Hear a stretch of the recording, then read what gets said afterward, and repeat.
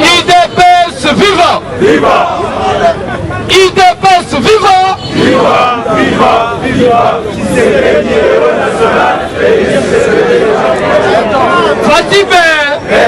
Fatigué, vous allez bandarater Salinine. On a le temps avant le 15 février. Pour avoir après le 15 février qui vivra. Fatia vu Michel Longikande Matarate Salinine. Pour bailler lui-même le cabinet hier des escrocs.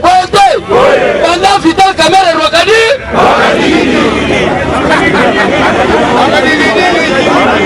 IDPS viva! Mais il y a moins de dans le bas. Et c'est qu'il y a tout qui est mis en émi mouilane. Ce qui est mis la gadienne, il y a des gens qui ont mouko. Quand il y a mouko de moutaye bien go. Bateau va mettre la diamant avec les camouilane à bazar.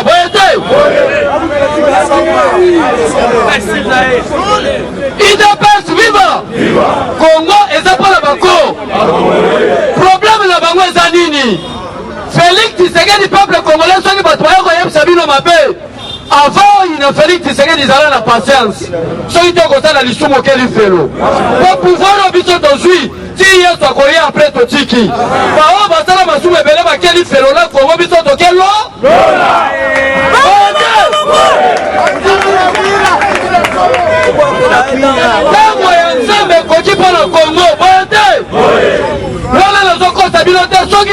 Félix a 10 ans. Au Koufa. Qui est au Koya de céder pour faire l'oyo. Après qu'on compte à l'eau, la Batamassou, on va continuer à gérer qu'on remet son toqué l'eau là. IDPS viva! Quelle est la mission du président de la haute cour militaire? Quelle est la mission du procureur près de la cour de cassation? Quelle est la mission du procureur près de la cour de constitutionnelle? IDPS viva!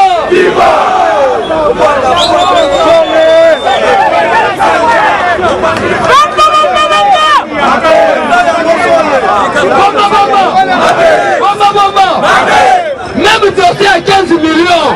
Ouais, pour qui la présidence, nous devons faire procureur près de la cour de cassation.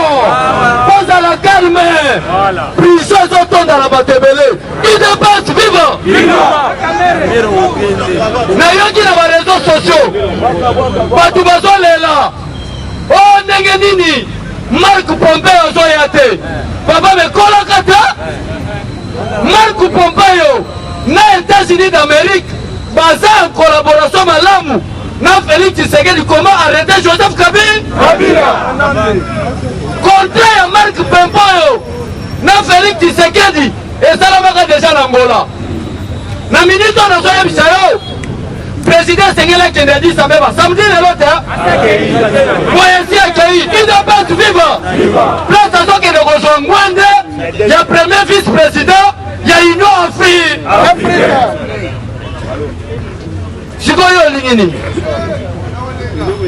Est-ce que Félix a sa marche que Pompeo a sa marche à donner il dépasse vivant. Maintenant sur la table du président de la République, il y a bel et bien la signature pour la dissolution de l'Assemblée nationale. Olinga après le 15 février qui vivra? Yamwana yebisa bandeko na yo. Tobuka mwa stade moke oyo. Boyete? Mwa bore ko bukana. Be fatie moko kosala nini? Bore beta maki na Genève. Ezo beta mande na stade Martyr. Mama. Yamwana Kabila yebi yango mutako sote. Kabila yebi beke mikoletika liya kotanga po akende prison. IDPS viva! Babengi Fati. Bayebi siye.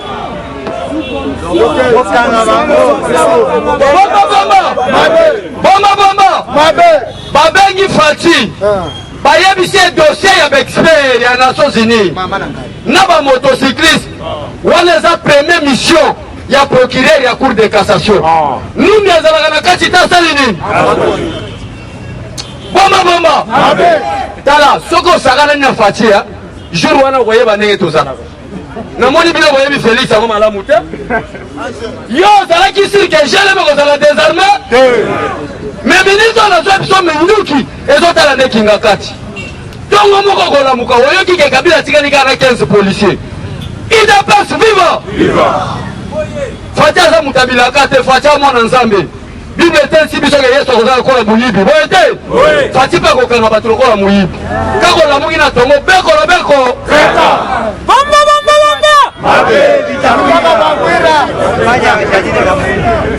problème ezali nini na Marc Pompeo problème ezali fo basala bongo ezali diplomatie à haut niveau il faut basala bongo mpona koannonce la Kabila ke pression ezali likolo ya Félix pour arrêter Kabila na kati a bazokosa Kabila ke Félix est en train de te protéger esengeli na haute diplomatie basala comme si Marc Pompeo azoya te Kabila bangaka te asali nini mais Peter Pam azoya nde mercredi azorepresente Marc Pompeo mpona kofinalize makambo nyonso boye te nde na yango ozomona minute oyo ti bomoni Némi Moulane alobi na RFI alobi ke les ordonnances du président ne sont pas contresignées par le premier ministre Amélie Ndiamana Bamboumana parce que l'ordonnance du président de la République est qui officiellement sur la RTNC. Journaliste alobi clair fait à Kinshasa par le président de la République, contresigné par le Premier ministre pour copie conforme à l'original, le directeur du cabinet du chef de l'État.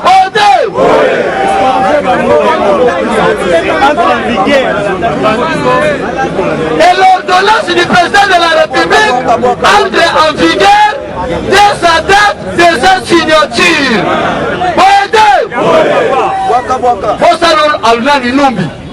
Bosano besuklo wana nyonso yango ozomona même bana makamu bazosakana na président po bayeba ke justice eza na maboko na bango mais ministre appareil judiciaire échangeaka te esali nini qui vivra bamba biso nyonso na 15 février na stade de martyre réclamation ya liboso ezali poma assemblée nationale ya mibale longola Vital Kamerhe Rwakadi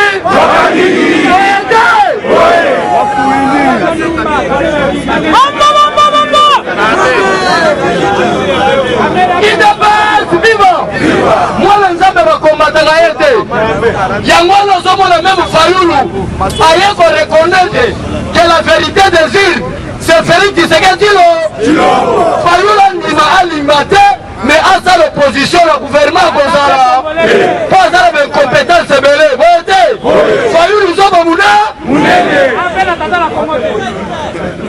yango bozomona lelo oyo kala te bozomona identification bakongolais na mikolo ezoya kozala directeur ya cabinet chef de l'état futala batatano na mama na yo boye te ozala candidat président de la république futala batatano na mama mpona kope ya baétranger na congo abue etikali biso na biso bakongolais na lider na biso Félix Tshisekedi soki omoni ke oyini ye brasil eza wakatisa kuna mpe balobaka linga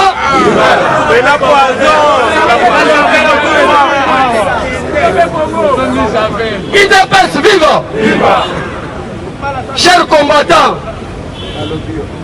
totamboli to soki mwa 2 jours bomoni biso te totamboli basali statistique balobi ke stade de martyr ekota 80 millions d'habitants mais biso fute betango ata 200 millions boye te mobilisation eza makasi moto akoso te chef de l'état akozala akozwa décision populaire akoyebisa bato ke l'article 5 m'impose au peuple congolais boye te salakali moza député national nayebisa bino awa na régime afati toza na posa balicencie te toza na posa badokter en droit te mpo Kabila réussir na Congo kochange baprofesseur d'université en des imbéciles bote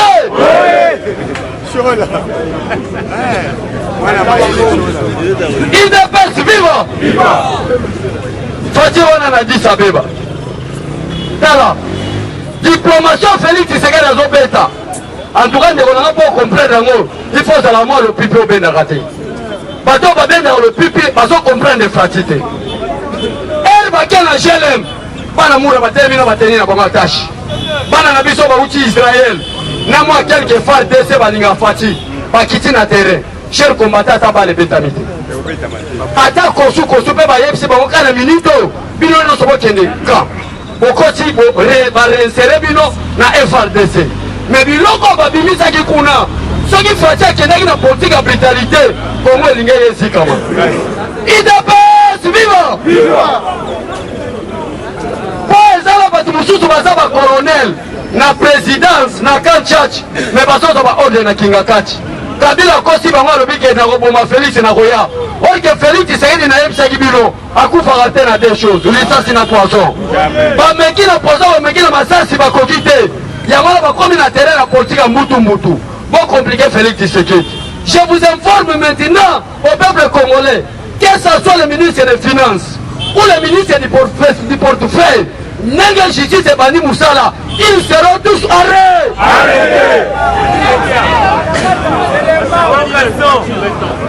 Problème à Fatih Azanini. Fatih a pas une communauté internationale. Va traiter qu'Azan démocrate et Azan dictateur. Le corps à la Kaka Bango. Ayemsi Bango que je vais faire la séparation du pouvoir. Et c'est que la justice est réellement indépendante. Pour dire ça la Moussala Nango. Indépendance à justice de côté de la terre salénie. Au lieu qu'il me comme moi préparément.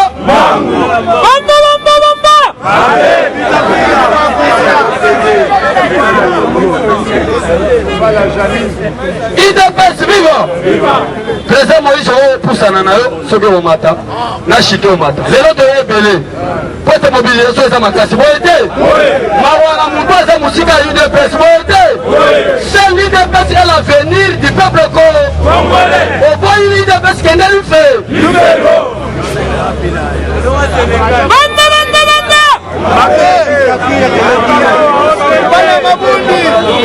IDPS viva! Chers combattants, ozali molobela Félix Tshisekedi na quartier na yo. Naza na posa yo. Mutu moko ya ata na 100 personnes na stade de marché. Ba o ba kozala na ngale 15. Toko kende nzela moko. Soki ata mongo adiamba jour wana toko baye. Po eza opesi mwa asali nini? Biso nyonso fati avant bimawa kamera asala nini? Assemblée asala nini? Tamomoma asala nini? Oete! Fati avec le peuple asala nini? Na tomo na mo ordonnance du sud de l'Assemblée nationale. Bako nommé ba député ba dénommé. Na yebisa ki bino. Élection à la 2023 sont limitées. Qui vivra? Na comprendre makamoto ya liboso so bomona. Tala.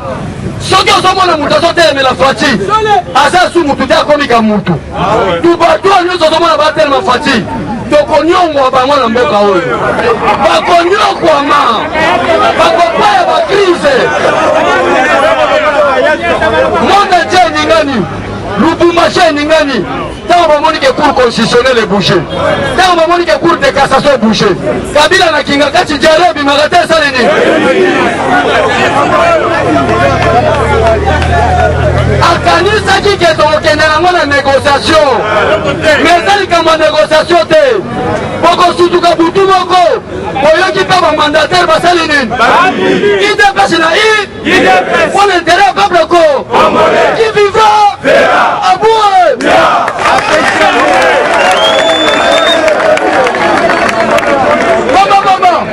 Papa Moïse akomata na yo nasengi bino boye ntango président Moïse azomata biso tokoma su na niveau kotia mbongo te tokoma na niveau kobekana nde fayulu po Fatia promettait biso que année 2020 c'est une année des actions. Est-ce que baso bandi to bandi te Lorenzo peut abanda action il faut 2 ans et demi mais Félix Tshisekedi 1 an seulement action abanda te salini bato bakoku bakoyanga noa boye te yango na lobita ko président Moïse azomata boluka ata mwa monga pili ndenge na kiti awa mbala moko moto na bandi matete après matete Pascal lendi na tongo toza na zando boye te qui vivra verra oyo kolinga fati na modili oyo nom du peuple congolais na laquelle ye mabe ke fayu na famille bakufa kamere na mwasi na numba basala nini oyo te eske na moko tola posa bandumba tola posa balomu se lokola Félix Tshisekedi atibe atibike vivra aboué. Eshima, votre magazine qui bat au rythme de l'actualité. Une réponse à vos besoins en information, un éclairage dans divers domaines. Impartial, documenté, instructif. Eshima au cœur de l'info. Retrouvez la nouvelle édition.